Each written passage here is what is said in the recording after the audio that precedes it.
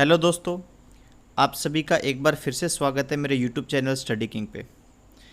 आज की इस वीडियो में मैं डिस्कस करने वाला हूँ द हिंदू एडिटोरियल एनालिसिस और साथ में इम्पोर्टेंट वोकेबलरी जो भी रहेगी वो भी मैं कवर करूँगा। एनालिसिस और वोकेबलरी इन दोनों का जो मेल की जो वीडियो की सीरीज़ है, इसका ये पहला दिन है। अगर आप मेरे साथ व्हाट्सएप पे कनेक्ट होना चाहते हैं तो इस नंबर को ध्यान से नोट कर लीजिए। ठीक है, आपको क्या करना है, अपना सिर्फ नाम और आप जिस स्टेट से बिलोंग करते हैं वो लिखकर मुझे भेज दें, तो मैं आपको एक लिंक प्रोवाइड करूंगा ग्रुप का।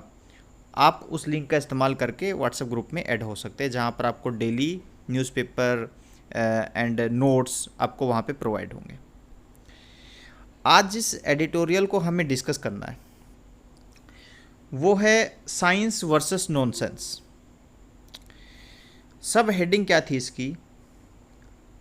ICMR, CSIR, ये दोनों वो बॉडीज़ हैं, इंडिया की वो ऑर्गेनाइजेशंस हैं जो ये देखती हैं कि मेडिसिन खरी है या खोटी है, ऐसे इसको बोल सकते हैं। तो इन दोनों के लिए एडिटर ने क्या कहा है, ICMR, CSR must call out का मतलब होता है आवाज़ उठाना या फिर ज़ोर से बोलना, चिल्लाना। एनी ब्रीच का मतलब होता है उल्लंघन करना। Of due process in the appraisal of any drug, यानी कि इन दोनों बॉडीज़ को क्या है कि आवाज़ उठानी चाहिए। कोई भी अगर उल्लंघन होता है, जो मेथड सेट कर रखा, जो प्रोसेस सेट कर रखा है, ठीक है, मूल्यांकन होता है अप्रेजल, मतलब जो किसी भी ड्रग का यहाँ पे क्या इस्तेमाल है, यहाँ पे इसका मतलब मेडिसिन, इसका मतलब है स्टूडेंट। ठीक है, ये वो एडिटोरियल है। अगर आपको इस तरह का एडिटोरियल प्लस साथ में वोकैबुलरी पार्ट चाहिए तो जैसे मैंने नंबर बताया आपको, उस पर आप व्हाट्सअप कर सकते हैं। तो आइए इस पूरे के पूरे एडिटोरियल पार्ट को डिस्कस करना स्टार्ट करते हैं। ठीक है, तो देखिए सबसे पहले क्या है, अब इसमें क्या बताना चाहता है एडिटर। सबसे पहले देखिए अनरिलेंटिंग स्प्रेड, यानी कि स्प्रेड मतलब क्या होता है, फैलाव।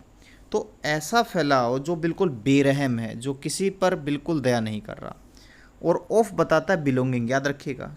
तो किस चीज़ का फैलाव है ये? कोविड-19 का, यानी कि कोरोना वायरस का। तो आगे बोला सेट ऑफ का मतलब देखिए यहाँ पर क्या है, उत्तेजित करना। ठीक है, किस चीज़ को उत्तेजित कर रहा है ये जो बेरहम जो स्प्रेड है, इससे क्या चीज़ उत्तेजित हो रही है? मास एनेक्सिटी, यानी कि जो कॉमन पीपल हैं, जो जनता है, उसके अंदर एक फिक्र, एक टेंशन क्रिएट हो गई है। एंड ए क्लेमर मतलब होता है डिमांड, और वो भी ज़ोर शोर से की जाए। ठीक है, किसके लिए? फॉर बताता है रीजन आपका, फॉर पेनिशिया मतलब होता है रामबाण, कहीं ना कहीं एक ऐसी दवा जिससे हर दुख का समाधान हो जाए, हर बीमारी का समाधान हो जाए। तो यहाँ पर ये कह रहा है कि जो कोरोना वायरस का बेरहमी से फैलना है, उसके कारण जो लोग हैं, आम जनता है, उनके अंदर जो है टेंशन क्रिएट हो गई है, और वो अब किसी भी तरीके से एक दवाई चाहते हैं, एक निजात चाहते हैं इन टेंशन से। ठीक है, कोरोना वायरस का एंड चाहते हैं।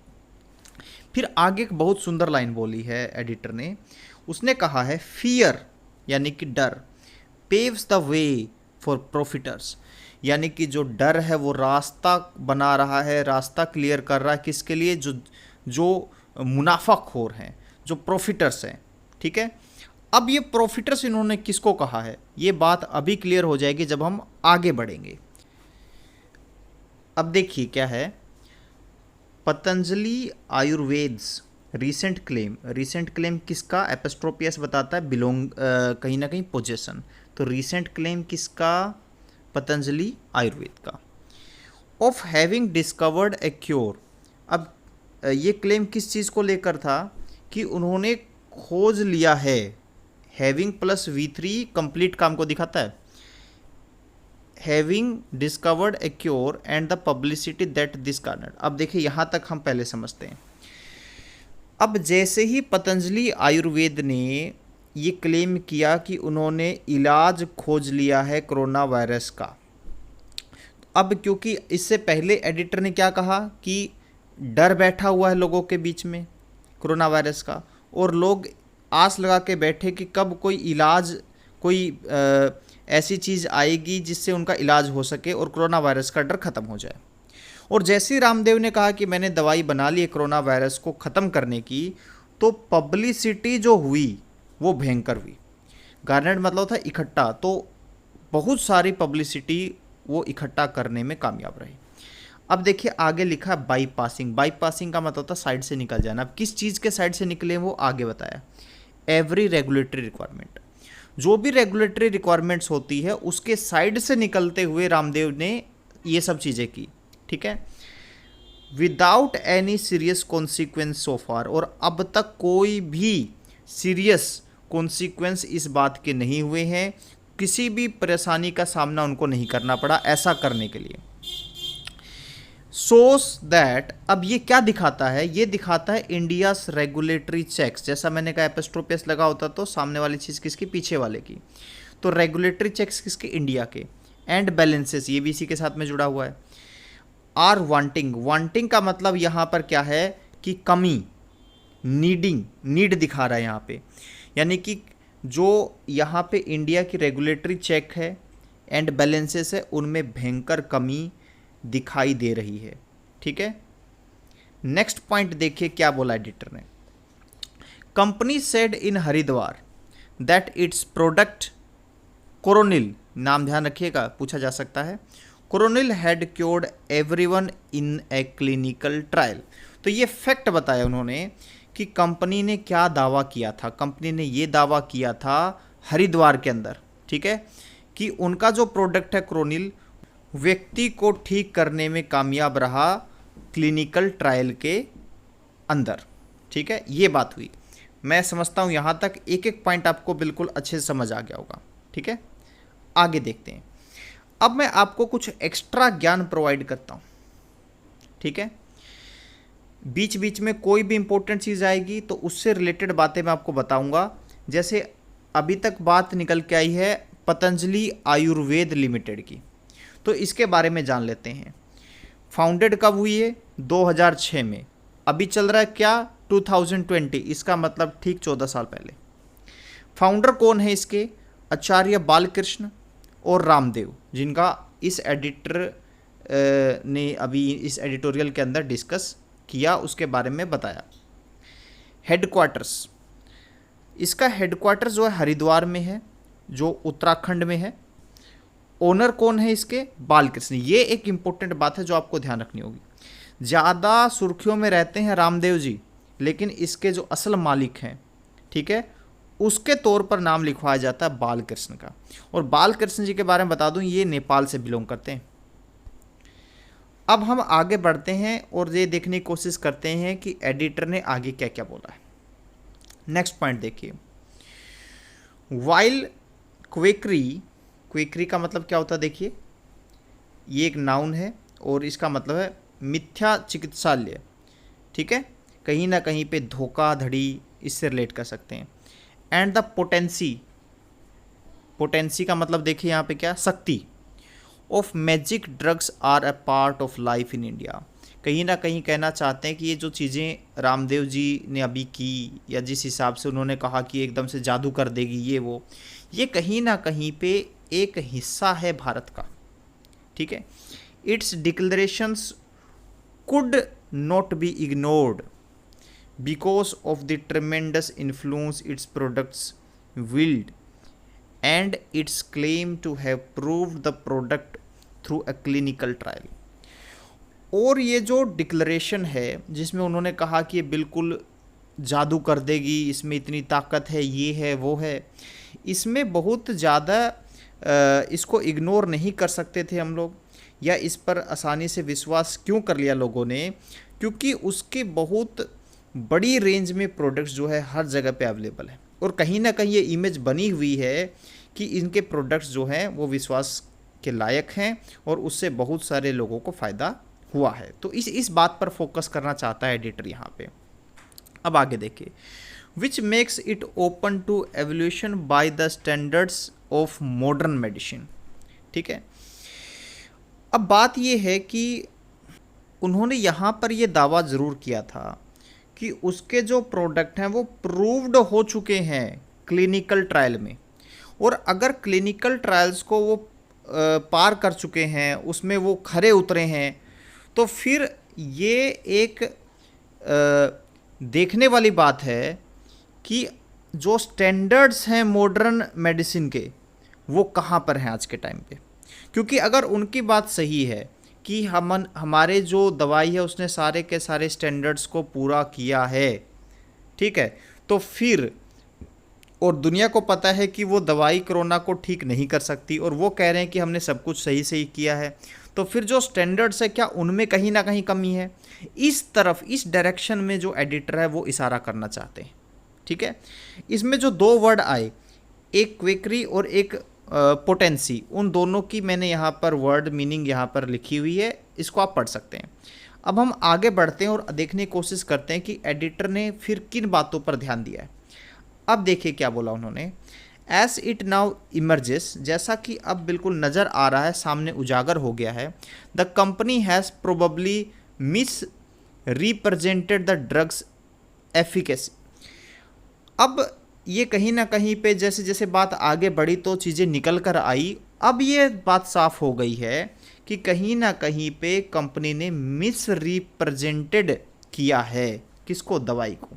ठीक है, ड्रग में आप इसको वो मत लीजिए, नशे की दवा नहीं है ये, यहाँ पर मेडिसिन के लिए भी ड्रग्स का इस्तेमाल किया जाता है, ड्रग का इस्तेमाल किया जाता है। ठीक है, तो यहाँ पर देखिए इसका क्या मतलब है, एफिशिएंसी, कहीं ना कहीं प्रोडक्टिवनेस। तो ड्रग की जो प्रोडक्टिव यानी कि जो मेडिसिन की जो प्रोडक्टिविटी थी उसको मिस रिप्रेजेंट किया। कैसे किया मिस रिप्रेजेंट, मैं बताता हूँ आपको। ये दवा जो है ये इम्यूनिटी बूस्टर है, यानी कि रोग प्रतिरोधक क्षमता को बढ़ाने का काम करती है। ठीक है, लेकिन रामदेव जी ने इसको कैसे रिप्रेजेंट किया कि ये कोरोना की दवाई है। ठीक है, अब इसमें प्रॉब्लम क्या है आप समझिए। अगर कोई सीरियस पेशेंट है, उसको लगता है कि मेरी हालत बहुत ख़राब है, और उधर से दावा कर दिया गया रामदेव जी के द्वारा कि ये जो दवाई है ये पूरी तरीके से 100% काम करती है और ठीक कर देती है, तो ये चांस बन सकता है कि वो हॉस्पिटल ना जाके उस दवाई को लेता रहे, और वो मन ही मन ये सोचता रहे कि ये तो 100% काम करती है, मैं बिल्कुल ठीक हो जाऊँगा, लेकिन उसके कुछ अलग ही रिजल्ट निकलेंगे। क्योंकि सीरियस, अब आगे देखिए कि किस तरह के लोगों पे टेस्ट किया गया वो भी समझिए। The clinical trial tested the drug on 45, ठीक है, और अनदर 50, जो 100 की बात कर रहे थे ना कि 100 लोगों पे ट्राई किया गया, आपने न्यूज़ में भी सुना होगा ये बात, तो उसको खोलकर बताया गया कि 100 में से 45 तो वो थे जिनके ऊपर ये टेस्ट किया गया, और जो बाकी 50 थे वो एडमिनिस्टर्ड, ये देखिए क्या वर्ड इस्तेमाल हुआ, प्लेसिबो। प्लेसिबो का मतलब देखिए क्या है, प्रायोगिक औषध, यानी कि कहीं ना कहीं पे फेक पिल, यानी कि ये सही तरीके से हम नहीं कह सकते कि मरीज थे। ठीक है, तो कहीं ना कहीं यहाँ पर 100 में से अगर देखा जाए तो सीरियस जो केस है वो तो एक भी नहीं लिया गया, ऐसा एडिटर का कहना है इस बात पे।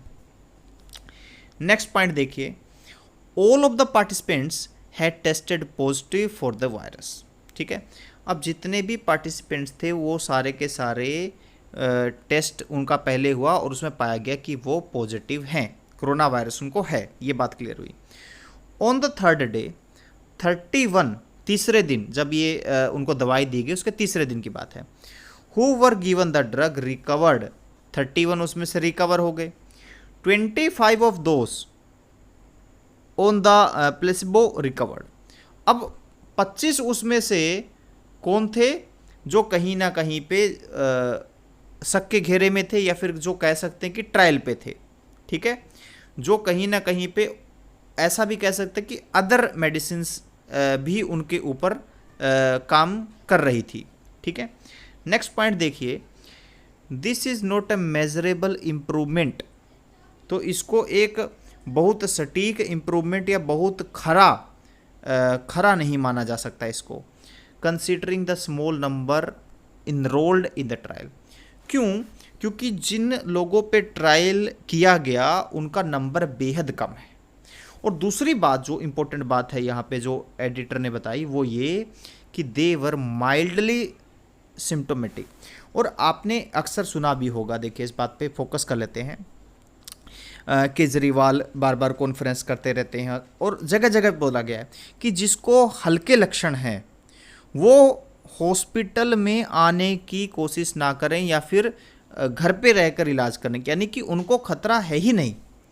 तो अगर हम ऐसे लोगों पर इसका ट्रायल करते हैं जो कहीं ना कहीं ठीक होने के चांसेस उनके हाई हैं, ज़्यादा हैं, तो ये तो कोई मतलब ही नहीं बना। ये बताना चाहते हैं यहाँ पर एडिटर। नेक्स्ट पॉइंट देखिए, Ramdev claimed that by the 7th day, 7वें दिन, क्योंकि इन्होंने कहा था 7 दिन में सब ठीक हुए, ऑल हैड रिकवर्ड, और उन्होंने कहा 7 दिन में सारे के सारे रिकवर हो गए। तो ये बात अब खुलकर हमारे सामने एडिटर ने रखी कि वो 100 लोग कौन थे, और 100 अगर सारे के सारे हैं भी तो वो सारे के सारे ऐसे नहीं हैं जिनको बहुत ज़्यादा प्रॉब्लम हो कोरोना की, हल्के हल्के लक्षण थे उनको। ठीक है, अब आगे देखिए क्या बताया गया। If this also included all those on the placebo then it further weakens the claim that it was the drug alone that worked। तो अगर ये सारा का सारा जितना भी हमारे पास डाटा है उसको कंसीडर किया जाए, वो 100 लोग जिनकी बात की जा रही है उनको अच्छे से ऑब्जर्व किया जाए, तो ये जो दावा है, ये जो क्लेम है, ये और ज़्यादा कमज़ोर होता हुआ नज़र आ रहा है। आगे देखिए, the doctors in the trial have splat out on the clinical trial registry the process they would employ to test the drug, but said that they had neither published their results nor submitted it for peer review। अब जो doctors trial में थे, ठीक है, उन्होंने बोलना आरंभ किया क्लिनिकल ट्रायल्स के बारे में, ठीक है, कि जो प्रोसेस उन्होंने अपनाया employ to test the drug, लेकिन बट दे हैड नाइदर, ना तो उन्होंने उसका रिजल्ट पब्लिश किया और ना ही उसको रिव्यू के लिए कोई भी ज़्यादा उस पर फोकस किया गया। यानी कहीं ना कहीं पे यहाँ पर भी इस पॉइंट के अंदर भी एडिटर इसी बात पर फोकस करना चाह रहे हैं कि जो दावा किया गया वो बेहद कमज़ोर था। ये हम कंक्लूजन के तौर पर ले सकते हैं। ठीक है, जब आप एडिटोरियल पढ़ें तो माइंड में ये बात बिल्कुल क्लियर होनी चाहिए वो क्या बताना चाहते हैं, क्योंकि उससे ही हमारी थिंकिंग बनेगी, उससे ही हम जब कोई इंटरव्यू वगैरह में बैठेंगे तो अपने पॉइंट्स को रख पाएंगे।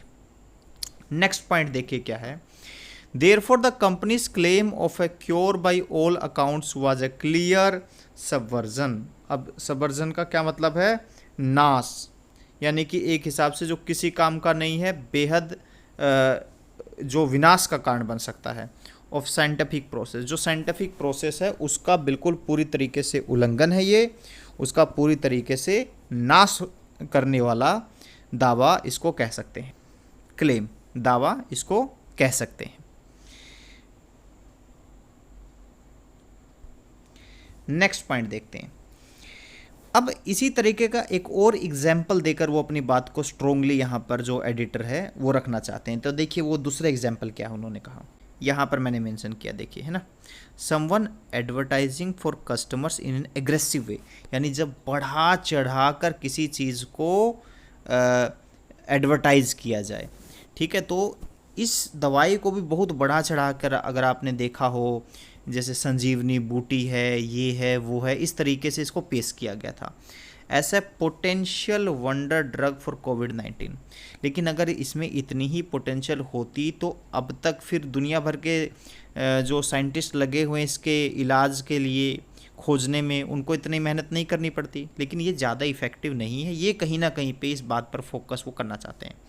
Some of the India scientists were quick to join a global opprobrium that raised methodological issues with a study in the Lancet that claimed no effect and even know harm from HCQ। HCQ यहाँ पर इस्तेमाल किया गया hydroxychloroquine.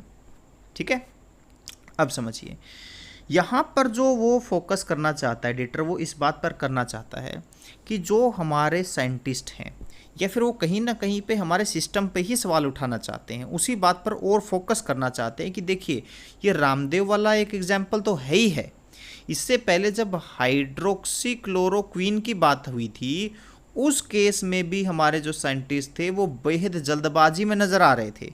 बहुत जल्दबाजी में उन्होंने क्या किया, ये जो ग्लोबल बोला उन्होंने, ग्लोबल कलंक एक हिसाब से, ठीक है, डिसग्रेस, ठीक है, जो क्योंकि जो पूरा मैथडोलॉजिकल इशू है कि भैया जो क्या क्या स्टेप्स होने चाहिए, किस हिसाब से ट्रायल होना चाहिए, उन सभी चीज़ों को एक तरफ रखते हुए बहुत जल्दबाजी की उन्होंने इसको संजीवनी बूटी घोषित करने में, ये चीज़ें वो करने में। तो जो एडिटर बताना चाहते हैं यहाँ पर वो ये कि एक स्टेप बाय स्टेप प्रक्रिया होनी चाहिए, एक बिल्कुल कहीं ना कहीं पे हमें ढील नहीं बरतनी चाहिए ऐसे केसेस में, और हमें बेहतर तरीके से इसके ऊपर काम करना चाहिए। हम आगे बढ़ते हैं। अब आगे क्या बोलते हैं, द स्टडी वाज रिट्रैक्टेड। ठीक है, तो रिट्रैक्ट मतलब कहीं ना कहीं बैक इनसाइड, देखिए यहाँ पे गिवन है, ठीक है, टू टेक बैक और withdraw something one has said, जो बोल दिया उसको कहीं ना कहीं वापस लेना। ठीक है, क्यों हुआ ऐसा, as it relied on a spurious database, मतलब जो बिखरा हुआ है। ठीक है, तो जब इस दवाई को HCQ को ये बोला गया कि ये इतनी इफ़ेक्टिव नहीं है, तो उसको नकार दिया गया कहीं ना कहीं पे। ठीक है, उस बात को वापस ले लिया गया। क्यों ले लिया गया, क्योंकि ये जो बात कही गई थी वो ऐसी चीज़ के ऊपर डिपेंड कर रही थी जो सही नहीं था, यानी कि जो डाटाबेस था वो एग्जैक्ट नहीं था कहीं ना कहीं पे, जिसकी वजह से इस बात को इतनी स्ट्रेंथ नहीं मिल पाई और ये कहीं ना कहीं बात कमज़ोर पड़ी। लेकिन इससे एक महत्वपूर्ण बात निकल के आई। ठीक है, जो does not work has been borne out by other validated studies, जो और भी स्टडीज़ हुई उन्होंने भी कहीं ना कहीं इस बात के ऊपर जोर दिया, इसको कहीं ना कहीं पे सपोर्ट किया। ठीक है, तो अगर सपोर्ट किया इसको तो हम ये कह सकते हैं कि जो हमारा सिस्टम है वो कहीं ना कहीं पे एक स्टैंडर्ड सिस्टम नज़र नहीं आता है। इस बात पर ही इस एग्जाम्पल को लेकर फोकस करना चाहता है एडिटर।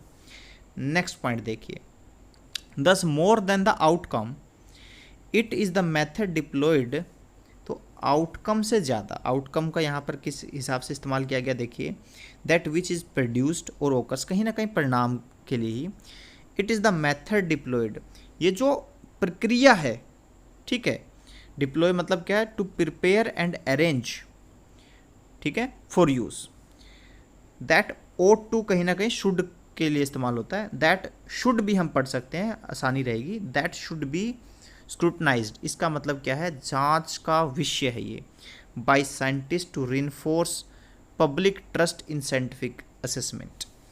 असेसमेंट जो साइंटिफिक असेसमेंट है उसके ऊपर पब्लिक का विश्वास बना रहे, इसके लिए ये ज़रूरी है कि जो भी चीज़ है वो सही जांच पड़ताल के बाद ही, जो मेथड है, हम क्या है रिजल्ट पे बहुत जल्दी भागने की कोशिश करते हैं, रिजल्ट पर भागने की बजाय जो प्रोसेस है उसको सही तरीके से फॉलो करवाने के ऊपर हमें जोर देना होगा। इस बात पर एडिटर का फोकस है यहाँ पे। अब आगे देखिए, ड्रग्स, तो यहाँ पर कहना चाहता है एडिटर कि हमेशा से ही ऐसा रहा है कि जो इंडियन सिस्टम, जो ट्रेडिशनल इंडियन सिस्टम रहा है मेडिसिन का, ठीक है, और जो फार्मास्यूटिकल ड्रग्स रही हैं उनके बीच में विवाद चलता ही रहा है। But there is now consensus, मतलब क्या है, कहीं ना कहीं पे सहमति, ठीक है, in India's regulatory system that claims by both systems of developing safe, efficacious मतलब कहीं ना कहीं effective drugs that must pass clinical trials। देखिए दोनों ही फील्ड के बीच में विवाद रहा है, लेकिन एक बात को लेकर उनकी सहमति नज़र आ रही है और वो ये है कि जो रेगुलेटरी सिस्टम है इंडिया का, ठीक है, वो सही तरीके से काम करे और ड्रग सही क्लिनिकल ट्रायल से होते हुए ही अपनी इफ़ेक्टिवनेस को जाहिर करे। यानी कि जल्दबाजी बिल्कुल भी नहीं होनी चाहिए। इस बात पर दोनों के दोनों इस बात पर सहमत हैं, ठीक है, जो एक पॉजिटिव चीज़ नज़र आ रही है। It is well with in the domain. Domain का मतलब कहीं ना कहीं यहाँ पे ये उसके रेंज में है, ठीक है, उसकी पहुँच में है। किसके? जैसा कि मैंने कहा ऑफ बताता है belonging, institutions of ICMR, the CSIR और नेशनल साइंस एकेडमीज़। ये तीनों ही जो इस फील्ड में महारथी हैं, जिनके अंडर सब काम होता है, इन तीनों के ही रेंज में है, इनकी पहुंच में है। कॉल आउट का मतलब कहीं ना कहीं यहाँ पे क्या है? आवाज़ उठाना। किसके खिलाफ आवाज़ उठाना? ब्रीच मतलब अगर कोई उल्लंघन होता है ड्यू प्रोसेस का, ठीक है।